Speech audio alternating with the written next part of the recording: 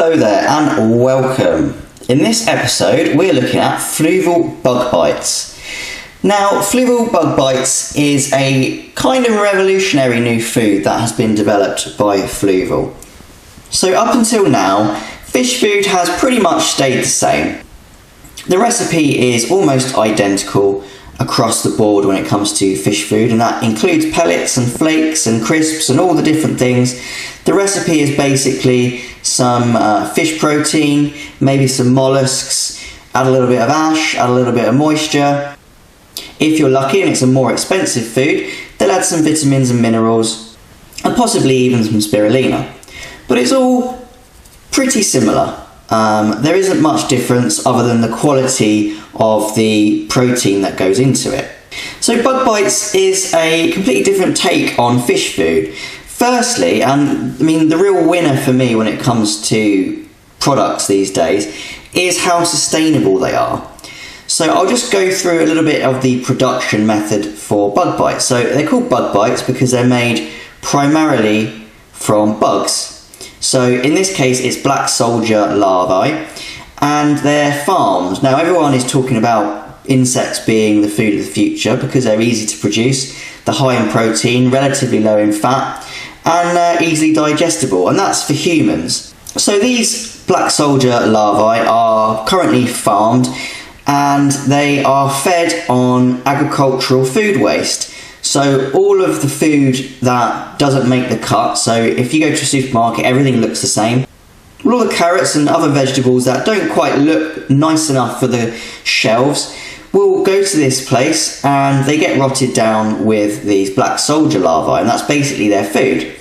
Then the black soldier larvae are harvested, dried, and then they're all added together with some sustainable salmon, some peas, some wheat, some corn, and a few other binders enriched with minerals, and then you have Bug Bites. So that whole process means that this food's actually pretty sustainable and pretty good for the environment, because currently a lot of the protein that goes into fish foods on the market is not that sustainably caught. It's a lot of the bycatch when they go out and catch cod.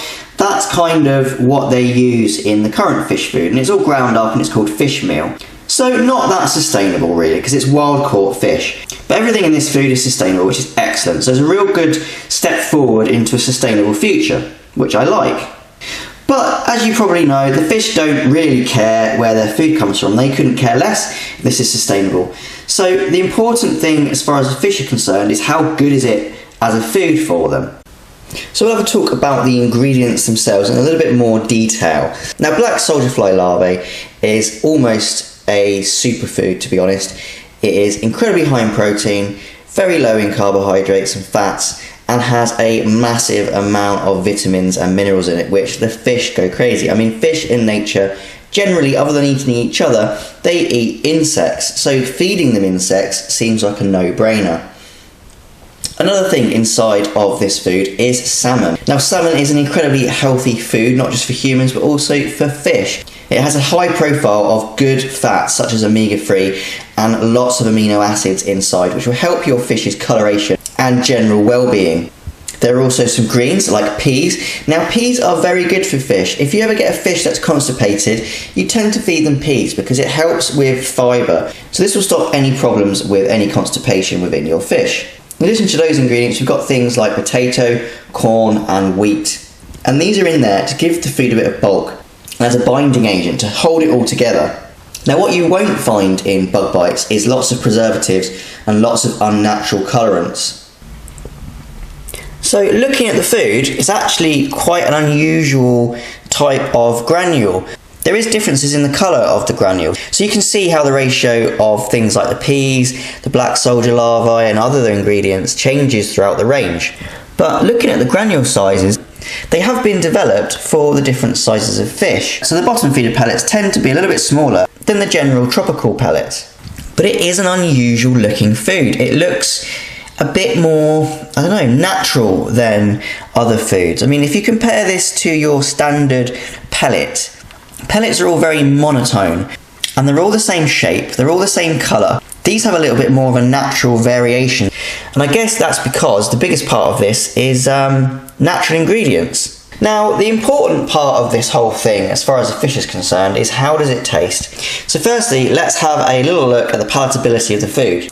Well, smell-wise, it doesn't smell like normal fish food. It smells a bit more earthy. Actually, that one smells a little bit more like shrimp, which would make sense because it has shrimp in it.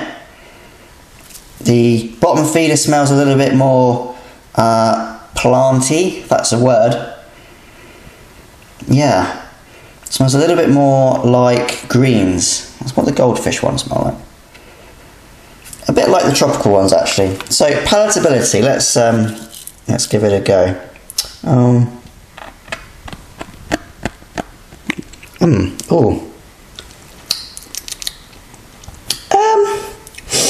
That's not too bad, actually. It's not too bad. I mean, I wouldn't eat it as a main meal, but it's quite soft. Let's try the more herby one.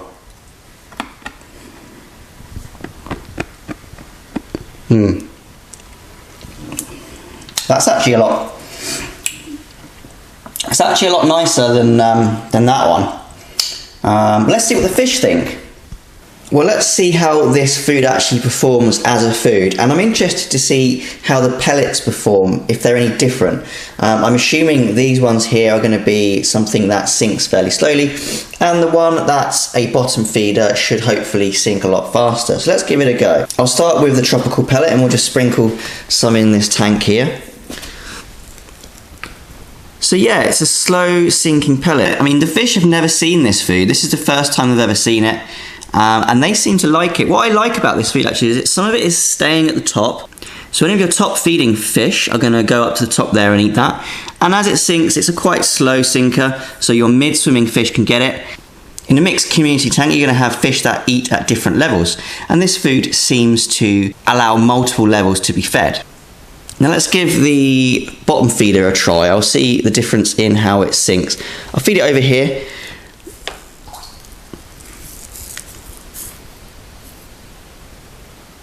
So it's not as quick sinking as I thought it would be. It's not much different to the tropical pellet, but looking at it, the fish don't really mind.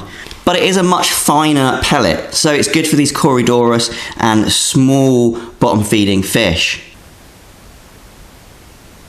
Now the real test is this guy here, my large Tenopoma. He's just eaten a bit, which is odd because he has a really weird thing where he only eats Vitalis tropical pellets. But he's giving this a go, so this might be the turning point in his diet and his fussiness when it comes to food. But in general, you can see that everybody in this tank has accepted this as their food. They like it, and as a first-time feed, they seem to be devouring it.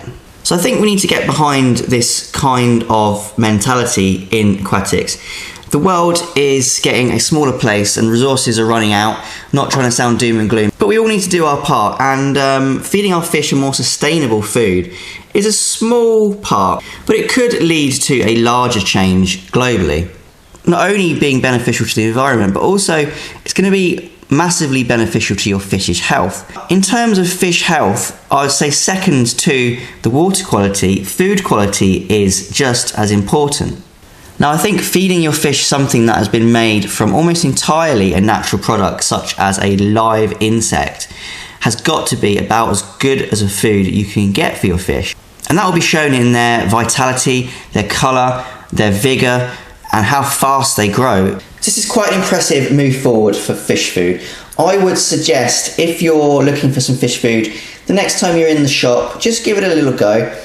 I'll be very surprised if your fish didn't like it and didn't have a vast improvement in their health and vitality from it.